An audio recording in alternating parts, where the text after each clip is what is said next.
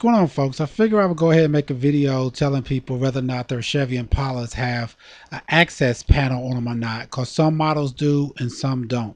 The first thing we're going to start with is the 10th generation of Chevy Impalas, which pretty much runs from 2014 to present. Unfortunately, these vehicles do not have an access panel on them, so you'll most likely have to drop your tank to change out your fuel pump.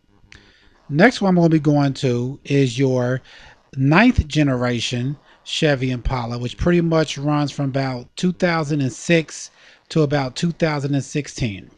Also on this vehicle, you also do not have an access panel either on this one as well. So you'll have to drop the tank also to change your fuel pump on these as well. Now we're going to go to the 8th generation Chevy Impala, which runs from 2000 to 2005.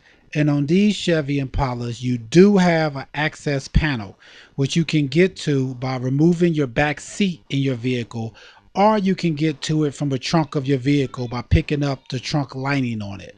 I also want to say that on a lot of these vehicles, especially if you have, say, one of the older, newer models, meaning like, say, a 2008 or a 2006 or something like that, that didn't fall into the 8th generation, it's worth your while to double check just to make sure somebody didn't already cut an access panel into it in case the fuel pump had to be changed out in the past. Sometimes what'll happen is you'll have somebody say had the vehicle before you and the fuel pump may have went out on it, so they may have went ahead and opted to cut an access panel in it for the future. So in that case, you'll be lucky because you'll have an access panel to get to your fuel pump.